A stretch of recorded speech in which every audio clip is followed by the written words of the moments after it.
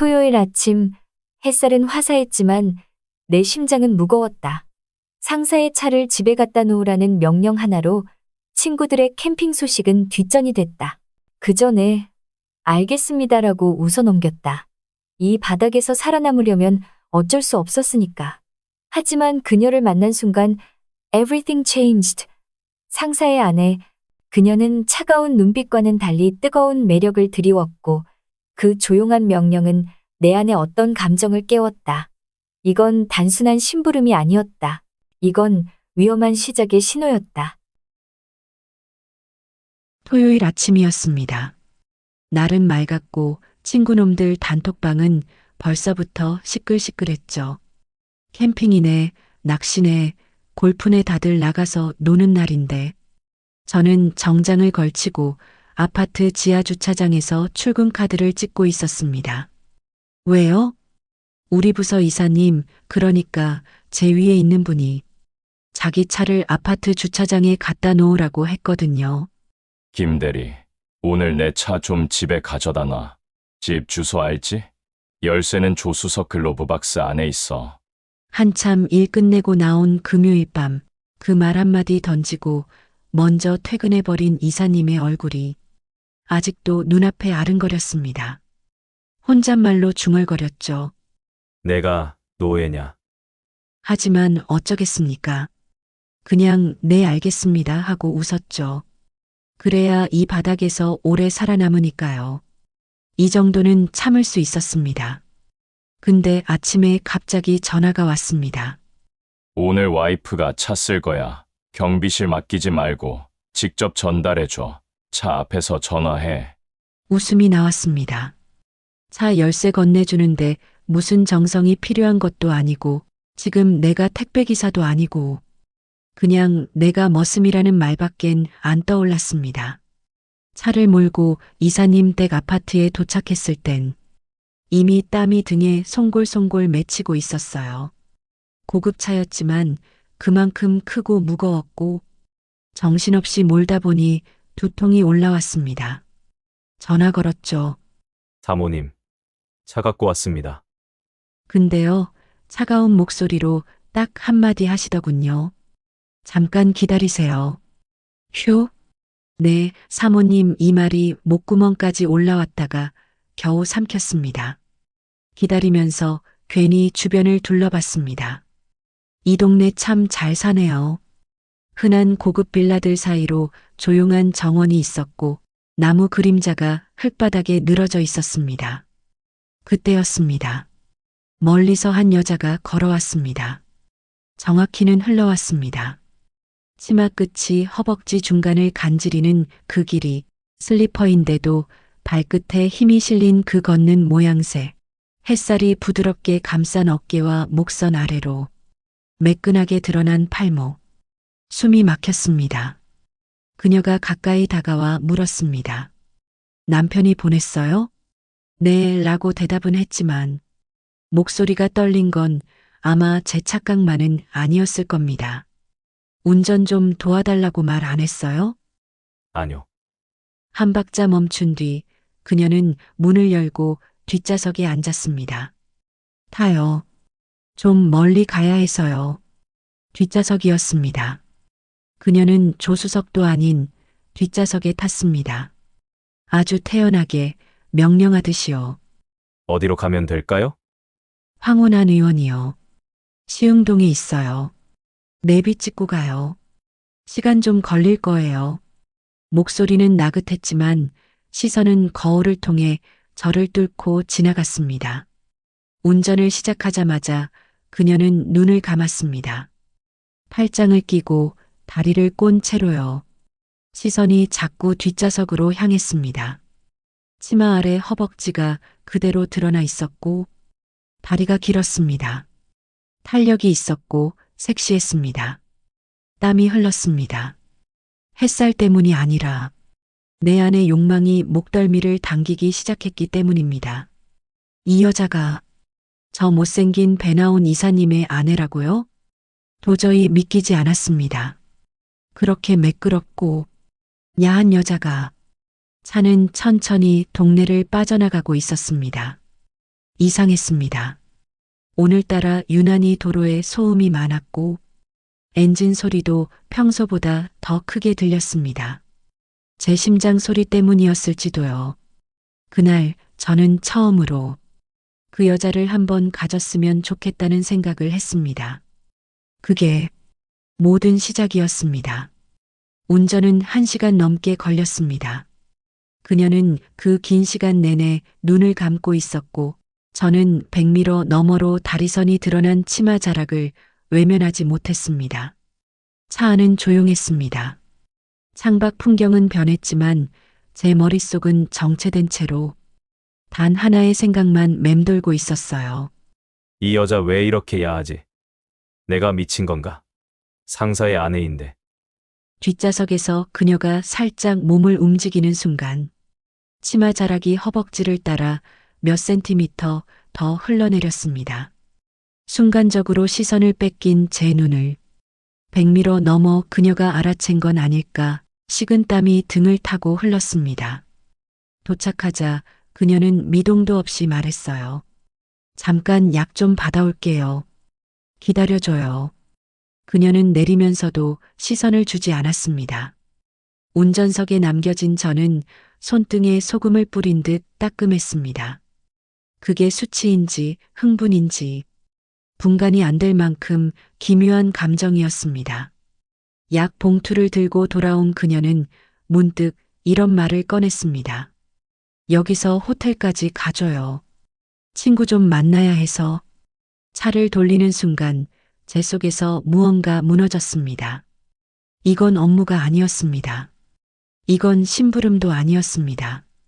그냥 제가 이 여자의 하루 일정을 위한 기사가 되어가는 기분이었어요. 호텔 앞에서 그녀는 말했습니다. 30분이면 나올게요. 어디 가지 말고 기다려요. 딱 그 말만 남기고 그대로 들어가 버렸습니다. 저는 핸들을 붙잡고 아무것도 못한 채 앉아 있었습니다. 창밖으로 그녀의 뒷모습이 사라졌고 저는 다시금 고개를 떨군 채 속삭였어요. 내가 왜 이러고 있지? 진짜 이게 뭐야? 시간은 더디게 흘렀고 한참 후 그녀가 나왔을 땐 어깨에 다른 백이 하나 더 들려 있었어요. 그리고 살짝 웃으며 말했죠. 고마워요. 덕분에 편하게 다녔네. 근데 김대리, 나이 어떻게 되지? 잠깐 머뭇하다가 대답했습니다. 저 45입니다. 그녀가 멈춰 섰습니다. 동갑이네. 난 당신보다 나이 많을 줄 알았는데. 그 한마디에 마음속에서 이상한 균열이 생겼습니다. 이름도 사적인 대화도 없던 그녀가 갑자기 동갑이라는 말을 꺼내며 미소 지었다는 사실이 이상할 만큼 오래 머릿속에 남았습니다. 돌아가는 길, 그녀는 다시 조용히 눈을 감았고 저는 100m로 그녀를 보지 않으려 애쓰면서도 결국 몇 번이나 그 허벅지 위로 다시 내려앉은 치마 자락을 훔쳐보고 말았습니다. 차를 집 앞에 대자 그녀는 문을 열며 말했습니다. 수고했어요. 다음에 또 부탁할 일 있을 수도 있어요. 그 말에 가슴이 덜컥 내려앉았습니다. 그녀의 말투엔 명확한 여운이 있었고 그 여운은 분명히 사람을 끌어당기는 기류를 품고 있었습니다. 그날 밤 혼자 있는 방 안에서 자꾸만 그녀의 다리와 동갑이라는 말이 맴돌았습니다. 같은 나이, 같은 시대를 통과한 두 사람. 하지만 한 사람은 상사의 아내, 한 사람은 그 아래 직원. 그 틈 사이로 무언가 야릇한 바람이 스며들기 시작한 것 같았습니다. 이미 아주 천천히 시작되고 있었던 거죠. 며칠이 지났습니다. 그녀는 아무 연락이 없었습니다. 그래서였는지 더 생각나더군요. 운전석에서 본 그녀의 다리, 눈을 감고 기대던 그 몸의 곡선, 그리고 동갑이라는 그 한마디까지 가슴 한구석이 묘하게 간질거렸습니다. 근데요, 그 주 금요일, 갑자기 상사님이 자리를 비운다며 말했습니다. 이번에 출장이 좀 길어졌어. 한 열흘쯤. 차는 두고 갈 테니까 와이프가 필요하다고 하면 좀 도와줘. 또 그 여자였습니다. 그녀를 도와야 한다는 말이 반갑다니 제 자신이 싫어졌습니다. 토요일 오후 전화가 왔습니다. 서지훈 씨, 익숙한 목소리. 오늘 저녁 시흥동 좀 가줘요. 친구 만나러. 오늘도 운전사인가 하면서도 네 하고 차를 몰았습니다. 도착하자 그녀는 기다렸다는 듯 조수석 대신 뒷좌석에 앉았죠. 짧은 검은 원피스였습니다. 긴 팔이었지만 몸매가 그대로 드러나는 실루엣. 앉자마자 다리를 꼬았고 그 순간 치마가 다시 허벅지를 타고 올라갔습니다. 차 안은 말없이 흘러갔습니다. 라디오도 켜지 않았고 우리는 아무 말도 하지 않았지만 어쩐지 공기가 묘하게 떨리고 있었습니다. 그녀는 중간에 입을 열었습니다. 오늘은 좀 오래 걸릴지도 몰라요. 외롭거나 심심하면 근처 카페라도 들어가 있어요. 그녀는 그렇게 말하며 엘리베이터를 타고 위로 올라갔습니다. 하지만 솔직히 카페에 들어가고 싶은 마음은 전혀 들지 않았습니다. 괜히 입만 텁텁할 것 같았고 커피 맛도 제대로 느껴지지 않을 것 같아서요. 그래서 그냥 그 앞 골목을 어슬렁거리며 그녀 쪽을 힐끔거리다 그 여자를 쫓아 들어갔습니다. 바로 뒤를 따르진 않았어요. 잠시 머뭇거리다 호텔 로비 소파에서 15분 정도 기다렸습니다. 그리고 일부러 올라갔습니다. 엘리베이터 안에서 제 심장은 쿵쿵 뛰었습니다. 3층 복도, 열린 문, 살짝 열린 틈 사이로 보인 실루엣. 서지훈 씨였습니다. 어떤 남자의 품에 안겨 있었습니다. 낯선 남자의 손이 그녀의 허리를 감고 있었고 그녀는 눈을 감고 있었습니다. 이게 무슨 짓이지? 그 말이 목에 걸렸지만 몸은 움직이지 않았습니다. 그녀가 저를 봤습니다. 놀라면서도 곧 차분해졌습니다. 그리고 천천히 문을 닫았습니다. 다시 엘리베이터를 타고 내려온 저는 입술을 깨물며 자꾸만 한 가지 상상만 되풀이하고 있었습니다. 그 남자 대신 내가 저 자리에 있었으면 그녀가 사라진 뒤 저는 그대로 호텔 뒤편 벽에 기대 서 있었습니다. 목이 말랐고 가슴이 조여왔습니다. 몇 분이 흘렀는지도 모른 채 차로 돌아왔습니다. 시동을 걸지도 못한 채 그녀가 나타나기만을 기다렸습니다. 정확히 30분쯤 후 그녀가 호텔 정문 쪽에서 걸어 나왔습니다. 멀리서도 느껴졌습니다. 표정은 무표정했고 눈은 차갑게 잠겨 있었습니다. 그녀는 아무 말 없이 조수석 문을 열고 탔습니다. 늘 뒷좌석에 앉던 그녀가 이번엔 제 옆에 말없이 앉아 있었습니다. 창밖을 보며 팔짱을 끼고 앉은 그녀. 입술은 굳게 다물려 있었고 숨소리조차 들리지 않았습니다. 저도 아무 말하지 않았습니다. 차 안은 조용했습니다. 정적은 꽉 막힌 것처럼 무거웠고 엔진 소리조차 불편하게 크게 들렸습니다. 그렇게 서로 한마디도 없이 그녀의 집 앞으로 돌아왔습니다. 차가 멈추자 그녀는 고개를 돌리지도 않은 채 문을 열고 내렸습니다. 그녀가 집 안으로 사라질 때까지 저는 미동도 하지 못했습니다. 그리고 그날 밤 서지훈 씨에게 메시지가 왔습니다. 김대리, 오늘 본 건 말하지 마요. 원하는 거 들어줄게요. 이게 협박인지 유혹인지 모를 그 한 문장이 제 안에서 문을 열어버렸습니다. 그녀의 문자를 받은 그날 밤 핸드폰 화면을 몇 번이나 껐다 켰는지 모릅니다. 오늘 일 말하지 마요. 원하는 거 들어줄게요. 그 문장에 숨이 멎는 듯한 전율이 흘렀습니다. 지워야 했습니다. 잊어야 했습니다. 하지만 마음은 반대로 움직였죠. 그 다음 날 나는 메시지를 보냈습니다. 그날 말씀하신 원하는 거요. 오늘은 초대로 받고 싶습니다. 그 말이 얼마나 노골적인지 나도 잘 알고 있었습니다. 그녀는 오래 답이 없었습니다. 그리고 늦은 오후 단 3글자가 도착했습니다. 오세요. 심장이 크게 내려앉았고 두 손에 땀이 고였습니다. 거울을 보고 셔츠를 갈아입고 숨을 길게 내쉰 후 그녀의 집 앞으로 향했습니다. 벨을 누르지 않았습니다. 문은 열려 있었습니다. 집 안은 조용했습니다. 불도 어둡게 켜져 있었고 창문엔 얇은 커튼이 흔들리고 있었습니다.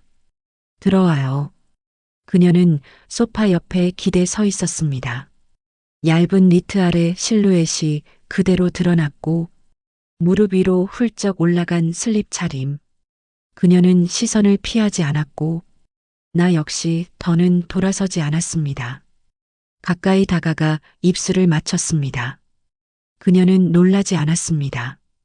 입술 끝에 아주 약하게 웃음기가 스쳤습니다. 손끝이 그녀의 어깨선을 따라 움직였고 니트는 바닥으로 흘러내렸습니다. 숨소리가 뜨거워졌고 공기는 빠르게 달아올랐습니다. 그녀는 소리 내지 않았고 나는 더 깊이 빨려 들어갔습니다. 침묵 속에서 서로를 파고들며 무너졌습니다. 한 번이 아니었습니다. 멈추는 타이밍을 서로 놓쳐버렸습니다. 어둠 속에서 우리는 천천히 그러나 명확히 선을 넘었습니다. 숨이 천천히 가라앉고 소파에 걸터앉은 그녀는 담담하게 말했습니다. 이렇게 될 줄 알았던 것 같아요. 근데 후회하진 않아요. 나는 대답하지 않았습니다. 대신 그녀의 손등 위로 조용히 손을 얹었습니다. 그녀는 손을 빼지 않았고 방 안은 다시 조용해졌습니다. 밖에선 밤비가 내리고 있었습니다. 그날 이후 며칠은 조용했습니다. 그녀도 연락이 없었고 나 역시 일부러 먼저 묻지 않았습니다. 하지만 머릿속은 그날의 장면으로 가득했죠. 그녀의 입술, 낮게 깔린 숨소리, 아무 말 없이 허락되던 그 밤. 그건 단순한 충동이 아니었습니다. 몸이 아닌 감정의 일부가 어딘가 잘려나가 그녀에게 붙은 듯한 기분이었습니다. 그 주 금요일 낯선 번호로 전화가 왔습니다. 받으니 그녀였습니다. 김대리, 남편 아직 출장 중인 거 알죠? 차 좀 같이 써야 할 일 생겼어요. 그 말이 전부였지만 그 말로 충분했습니다. 다음 날 오후 나는 다시 그녀의 집 앞에 있었습니다. 이번엔 초인종도 누르지 않았고 문은 여전히 열려 있었습니다.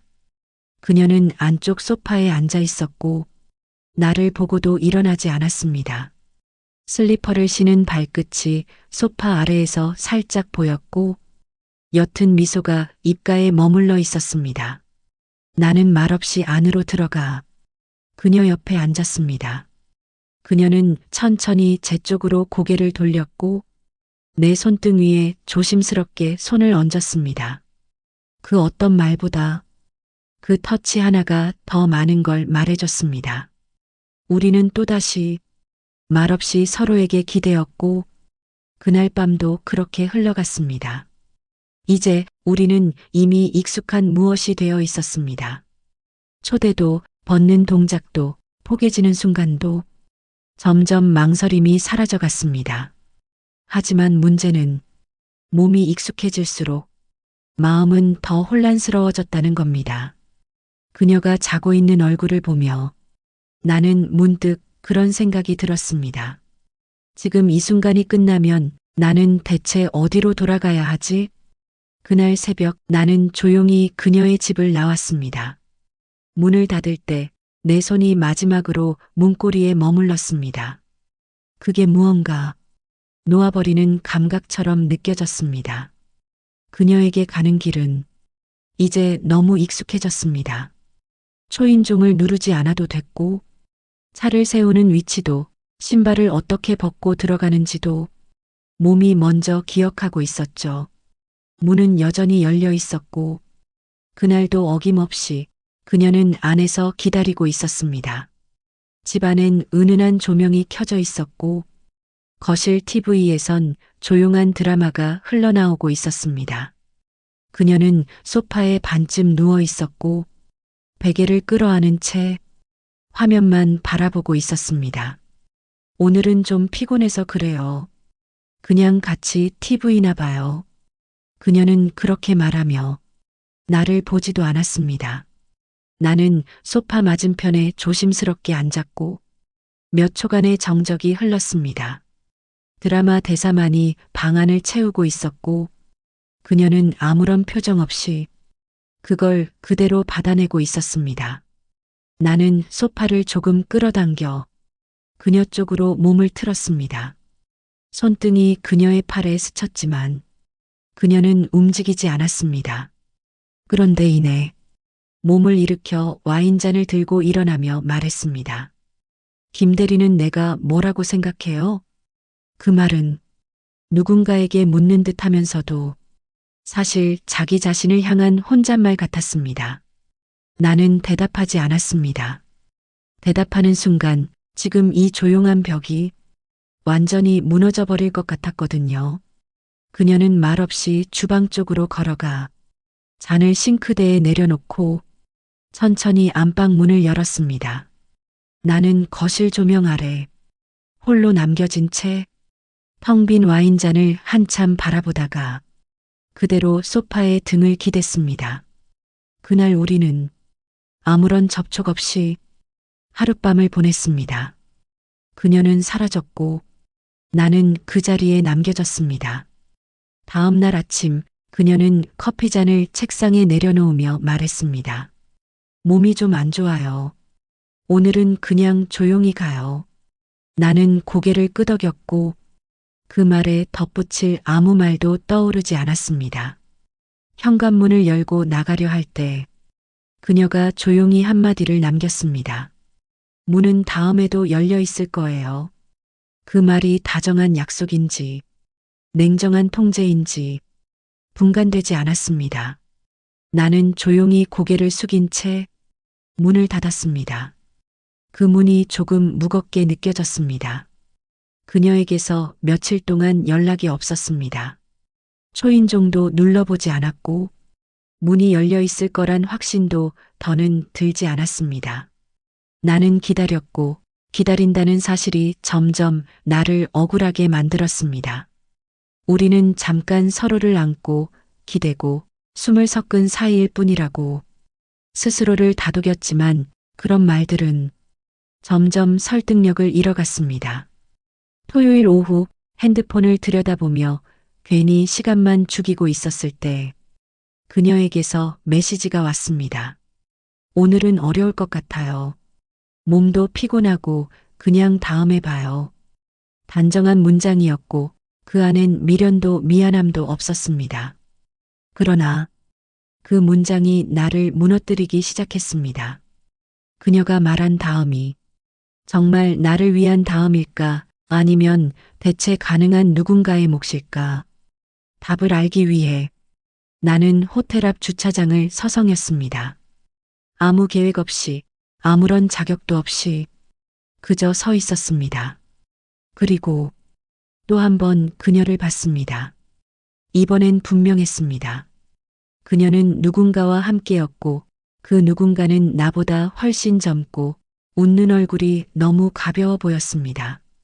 그녀는 그의 팔에 손을 얹고 호텔 안으로 들어갔습니다. 내 시야 안에서 아주 천천히 사라졌습니다. 숨이 막혔습니다. 가슴에 불이 붙은 듯 화를 억누를 수 없었습니다. 바로 전화를 걸었습니다. 그녀는 잠시 후 받았습니다. 네, 김대리. 그 목소리가 너무 아무렇지 않아서 나는 더 참을 수 없었습니다. 저는 당신이랑 진짜 뭔가 있다고 생각했습니다. 그녀는 아무 말도 하지 않았습니다. 잠시 정적이 흐른 뒤 그녀는 조용히 말했습니다. 우린 그냥 서로 필요한 걸 나눈 거예요. 그 이상도 이하도 아니었어요. 그 말이 맞다는 걸 알면서도 마음은 그 말을 부정하고 있었습니다. 그럼 왜 그날 나한테 문 열어줬어요? 왜 아무 말 없이 손잡고 같이 잤어요? 내 목소리는 떨렸고 그녀는 한숨 섞인 말로 마무리했습니다. 김대리 감정 섞이면 그 순간부터 위험해져요. 나는 전화를 끊었습니다. 방 안에 불도 켜지 않았고 그녀가 안겨있던 소파 위에 앉아 깊게 숨을 들이켰습니다. 그제야 알았습니다. 나는 지금 질투하고 있었습니다. 그건 처음부터 허락되지 않은 감정이었습니다. 정이사가 돌아왔다는 소식은 회사 메신저 창으로 조용히 흘러들어왔습니다. 출장 일정이 예정보다 앞당겨졌다는 말에 나는 순간 핸드폰을 먼저 들여다봤습니다. 그녀에게선 아무 연락이 없었습니다.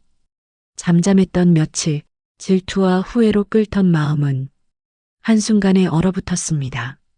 그녀는 다시 누구의 아내로 돌아가 있었습니다. 그리고 며칠 뒤 회사 단체 회식 자리가 잡혔습니다. 정이사와 지훈 두 사람이 함께 온다는 말에 나는 괜히 숟가락을 3번쯤 닦았던 것 같습니다. 그녀는 변한 게 없었습니다. 아니, 너무나 완벽하게 변해 있었습니다. 단정한 원피스에 단아하게 묶은 머리, 조용한 미소. 그 미소가 며칠 전 호텔 로비에서 젊은 남자와 웃던 그 미소와 같은 얼굴이라는 게 믿기지 않았습니다. 정이사 옆에 앉은 그녀는 늘 그렇듯 웃었고 가볍게 대답하며 잔을 채웠습니다. 김 대리님, 여기 앉으세요. 내 쪽을 향해 가볍게 손짓한 그녀의 눈은 아무 일도 없었다는 듯 맑았습니다. 그 자리가 차라리 모르는 사람들 틈이었다면 버티기 쉬웠을 텐데요. 나는 그녀 옆에 앉았고 그녀는 내가 앉는 그 순간에도 하나도 흔들리지 않았습니다. 말없이 술잔만 들이켰고 어느 순간엔 정이사가 내 어깨를 툭 치며 말했습니다. 요즘 우리 집 앞에 자주 오는 것 같던데. 거기 뭐 숨겨진 맛집이라도 있나? 그 한마디에 손끝이 얼어붙었습니다. 지우는 재빨리 웃음을 지으며 끼어들었습니다. 거기 떡볶이 집 하나 괜찮은 거 있어요. 김 대리님이 저번에 추천해줘서 갔다 왔죠. 너무 자연스러웠습니다. 내가 감정을 들킬까봐 떨고 있을 때 그녀는 모든 상황을 완벽히 컨트롤하고 있었습니다. 회식 자리는 나만 불편했고 나만 애써 아무 일도 없었던 것처럼 행동했습니다. 그날 밤 혼자 집으로 돌아오며 나는 생각했습니다. 지금까지 우리가 한 건 정말 감정이 아니었을까? 아무도 없는 방, 침대에 누워 천장을 보며 그녀의 이름을 부르지 않으려 애썼습니다. 하지만 그 이름은 이미 내 안에서 내 것이 돼버린 지 오래였습니다. 사무실 복사기 앞에서 마주친 정이사의 얼굴은 전보다 조금 더 낯설었습니다. 미소는 여전했지만 그 속에 깃든 눈빛이 낯설었습니다. 김대리, 블랙박스 관리 잘하지? 우리 차 요즘 주차장에 긁힌 흔적 있더라고. 아무렇지 않게 던지는 말이었지만 심장이 세게 울렸습니다. 그 말 뒤에 깃든 의심이 내 마음속에서 소리를 내며 부풀었습니다. 그날 이후 나는 차 키를 잡을 때마다 2번, 3번 더 살폈고 지훈의 집 앞 골목을 지날 때면 무의식적으로 고개를 숙이곤 했습니다. 숨을 죽이고 모른 척하고 그렇게 며칠을 버텼습니다. 하지만 그녀는 달랐습니다. 어느 저녁 오늘 와요. 단 4글자의 메시지를 보낸 그녀는 이전보다 더 짧은 치마를 입고 현관에서 나를 맞이했습니다. 그녀는 아무 말 없이 와인을 꺼냈고 나는 말없이 따라 마셨습니다. 그 밤 우리는 아무 말도 하지 않았습니다. 단지 손이 먼저 움직였고 숨이 엉켜들렸고 서로의 체온을 확인하듯 천천히 그리고 격하게 얽혔습니다. 하지만 그 끝은 예전과 달랐습니다. 모든 게 끝나고 난 후 그녀는 등을 돌리고 담배에 불을 붙였습니다. 그만두고 싶으면 그만 와요. 가볍게 던지는 말, 그러나 그 안엔 어딘가 위험한 냉기가 숨어 있었습니다. 나는 대답하지 않았습니다. 정말 그만둬야 하는 건지, 지금 이 순간을 더 이어가야 하는 건지 알 수 없었으니까요. 그녀는 담배 연기를 창밖으로 흘리며 무심히 말했습니다. 내가 김대리 흔드는 거 알아요. 근데 그게 그렇게 힘들어요? 나는 웃을 수 없었고 울 수조차 없었습니다. 그저 그녀의 등을 보며 입술을 깨물었습니다. 그 순간 내가 이 여자한테 잡혀 있구나. 정확히 그렇게 느꼈습니다. 밖에선 차가운 바람이 불고 있었고 안에선 더 차가운 침묵이 이어졌습니다. 그녀에게서 문자가 온 건 정의사가 다시 출장 떠난 날이었습니다. 오늘 저녁 잠깐 와줄 수 있어요? 다른 말은 없었습니다. 심장만 크게 울렸고 나는 핸드폰을 쥔 채 오래 망설였습니다. 하지만 결국 나는 또 그 문 앞으로 향했습니다. 예전처럼 열려 있을까? 잠시 서성였지만 이번엔 닫혀 있었고 내가 조심스레 초인종을 누르자 그녀는 문을 열었습니다. 오늘이 마지막일 수도 있어요. 그녀의 입술에서 흘러나온 그 말이 생각보다 너무 차분해서 되려 불안해졌습니다. 현관을 지나자 익숙한 거실 풍경, 조명이 약간 어두워져 있었습니다. 식탁엔 와인 2잔이 미리 따라져 있었고 그녀는 천천히 잔을 건넸습니다. 우리는 말없이 마주 앉아 와인을 마셨고 그녀는 한 모금 마신 뒤 잔을 내려놓으며 말했습니다. 당신이 원한 거 그동안 다 해줬다고 생각해요. 그녀의 말투는 이상하리만치 담담했고 나는 그 담담함이 더 무섭게 느껴졌습니다. 그럼 오늘은 마지막으로 저 불러준 거예요? 그녀는 대답하지 않았습니다. 대신 잔을 비우고 조용히 불을 껐습니다. 어둠이 방 안을 천천히 덮었고 우리는 다시 서로의 숨소리로만 대화했습니다. 그 밤은 어딘가 마지막이라는 긴장감 속에서 더 조심스럽고 더 뜨거웠습니다.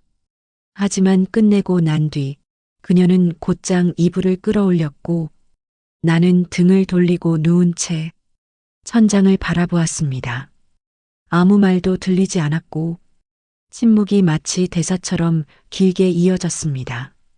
새벽 그녀는 먼저 일어나 조용히 말했습니다. 이젠 나한테 기대면 안 돼요. 나는 그녀의 뒷모습을 보며 묻지도 않았습니다. 대답을 들어도 내가 원하는 말은 듣지 못할 테니까요. 현관 앞에서 신발을 신으며 나는 마지막으로 물었습니다. 다시는 오지 말까요? 그녀는 고개를 돌리지 않은 채 문 손잡이에 손을 얹고 말했습니다. 문은 이제 내가 잠글 거예요. 그 말에 대답하지 못한 채 나는 조용히 그 집을 나왔습니다. 문이 닫히는 소리는 그녀와 나 사이의 끝처럼 낮고 묵직하게 울렸습니다. 하지만 이상했습니다. 그날 이후 아무리 멀리 가도 그녀의 체온이 몸 안에서 식지 않았습니다. 끝났다고 믿고 싶은 밤 그녀의 숨소리가 귓가에서 되살아났습니다. 그 문은 닫혔지만 나는 아직도 그 안에 머물러 있었습니다. 오늘의 이야기는 여기까지입니다. 혹시 지금까지 이 이야기를 조용히 끝까지 들어주신 분이 계신다면 잘 들었다는 댓글 한 줄만 남겨주시겠습니까? 그리고 혹시 마음이 조금이라도 움직였다면 구독과 좋아요를 눌러주세요. 다음에는 지금보다 더 숨막히고 더 가슴 뛰는 이야기로 당신을 찾아가겠습니다. 이 이야기를 심리학적 관점에서 바라보면 단순한 불륜이나 스릴러적 사건이 아니라 인간의 욕망, 권력관계, 그리고 감정의 경계가 얼마나 쉽게 무너질 수 있는지 보여주는 복합적 사례로 볼 수 있습니다. 저는 기자의 시선에서 이 문제를 평가하자면 이 사건은 직장 내 권력 구조와 개인적 욕망이 충돌하는 순간에 나타나는 심리적 긴장과 도덕적 갈등을 적나라하게 드러낸 이야기라고 봅니다. 김대리라는 인물은 직장 내 위계 때문에 상사의 요구를 거부할 수 없는 위치에 놓여 있었고 그 과정에서 상사의 아내라는 금지된 대상에게 강하게 끌리게 됩니다.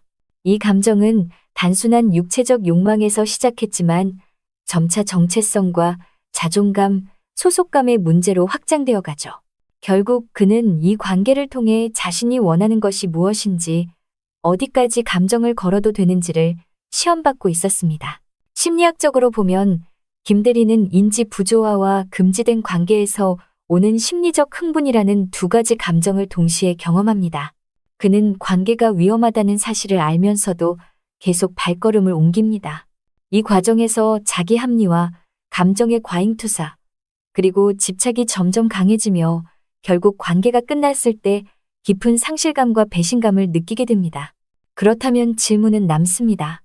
김대리가 느끼는 이 감정은 진짜 사랑일까요? 아니면 단순히 상황이 만들어낸 환상일까요? 또 그녀 역시 스스로의 외로움이나 욕망을 채우기 위해 김대리를 이용한 것일까요? 아니면 그녀에게도 나름의 진심이 있었던 걸까요? 여러분은 어떻게 생각하시나요? 이런 관계에서 누가 가해자이고 누가 피해자라고 말할 수 있을까요? 혹은 이 둘 다 서로의 공모자였을까요? 이제 이 이야기를 들은 사람들의 다양한 반응을 들어보겠습니다. 다음은 이 이야기를 들은 청취자들의 다양한 반응입니다. 원하신다면 제가 바로 신명의 청취자 반응, 찬성, 비판, 중립, 공감, 냉소적 시각 등을 한국어로 작성해 드릴까요? 1일 보수적인 비판 시각. 저는 40대 후반의 평범한 회사원입니다. 이야기를 들으면서 처음에는 김대리라는 사람이 얼마나 힘든 회사 생활을 하는지 이해가 갔습니다. 상사 심부름까지 해야 하는 현실은 한국 직장인이라면 다 겪어봤을 겁니다. 하지만 문제는 그 뒤입니다. 상사의 아내와의 관계가 시작되는 순간부터 저는 불편했습니다. 아무리 외롭고 억울해도, 그리고 그녀가 먼저 유혹했을지라도 그 선은 넘지 말았어야 한다고 생각합니다. 특히 그 순간들이 반복되면서 관계가 점점 깊어지고 결국 사랑인지 집착인지 모를 감정으로 발전하는 모습은 위험했습니다. 저는 이것을 낭만적으로 보지 않습니다. 결국 서로의 삶을 무너뜨릴 수도 있는 불륜이고 회사 생활에도 큰 위험을 안기는 선택이기 때문입니다. 이런 이야기를 흥미롭게 소비하는 건 좋지만 현실에서는 정말 조심해야 할 일입니다. 당신이라면 이런 상황에서 어떻게 하셨을까요? R10. 공감과 현실적 이해. 저는 50대 초반의 자영업자입니다. 이 이야기가 왜 이렇게 몰입감 있는지 알 것 같습니다. 직장 상사의 부당한 부탁, 외로운 주말, 반복되는 일상 속의 답답함. 그런 감정들이 쌓이다 보면 작은 자극에도 마음이 흔들릴 수 있죠. 서지훈 씨의 태도는 분명 단순한 부탁 이상의 의미가 있었고, 김 대리는 오랜만에 누군가 자신을 한 남자로 바라본다고 느낀 것 같습니다. 물론 이 관계는 위험하고 사회적으로 용납되지 않을 일이지만 인간의 감정이 그렇게 단순하지 않다는 점에서 저는 김 대리를 너무 쉽게 비난하지 못하겠습니다. 오히려 이 이야기는 외로움과 욕망이 만나면 얼마나 쉽게 무너질 수 있는지를 보여주는 것 같습니다. 여러분이라면 이런 관계를 끝낼 용기가 있었을까요? 냉소적 풍자적 시각. 저는 40대 직장맘입니다.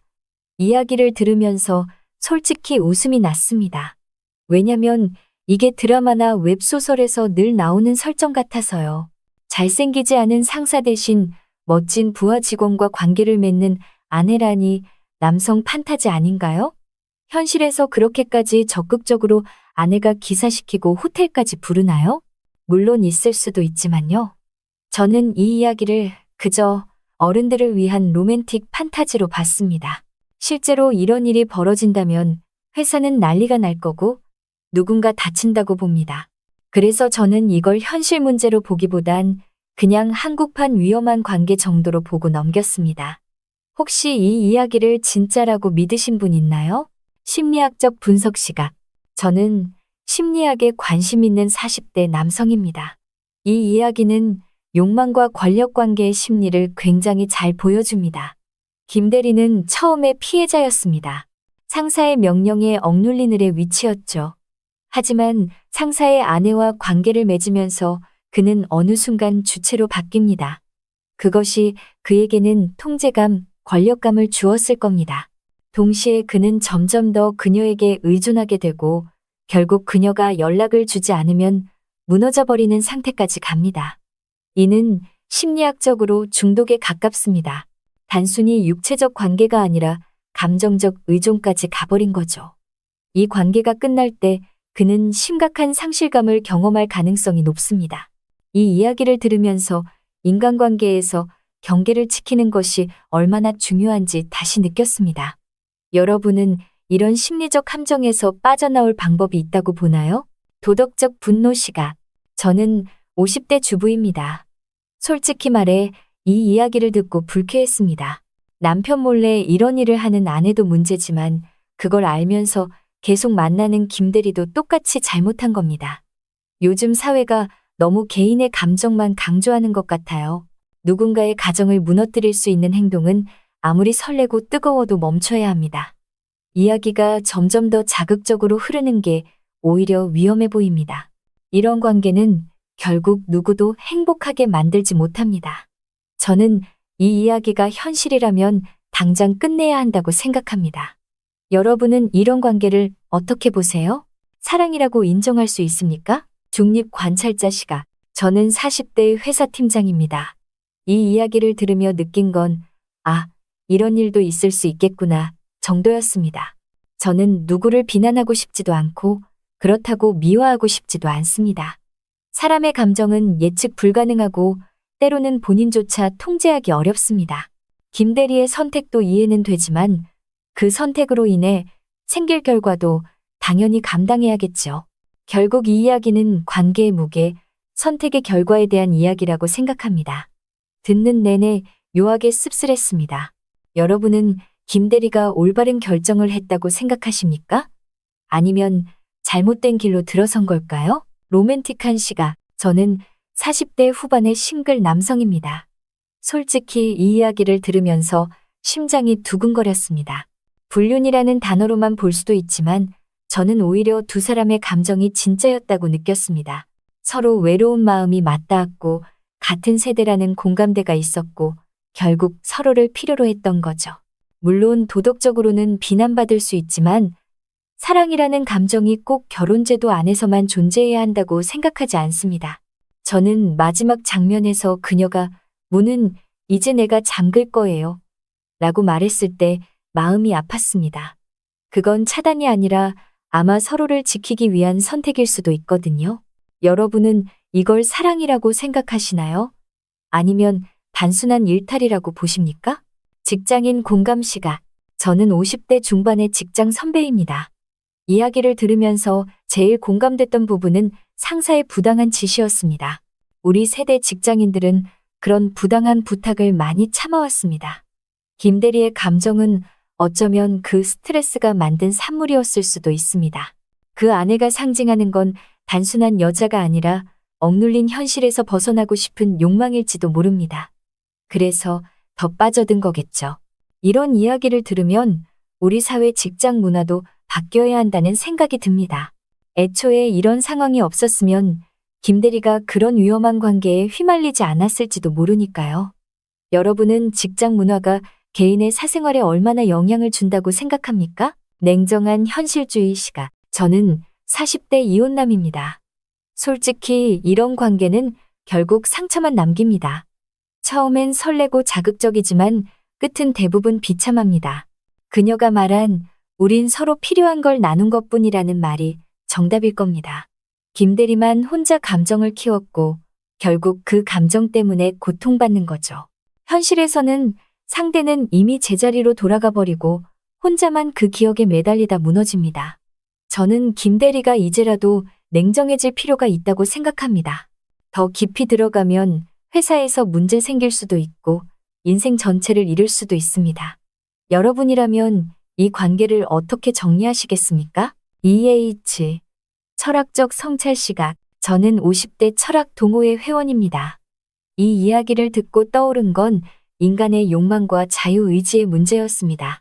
김대리는 스스로 선택했다고 믿었지만 사실 상황과 감정에 휘둘린 건 아닐까요?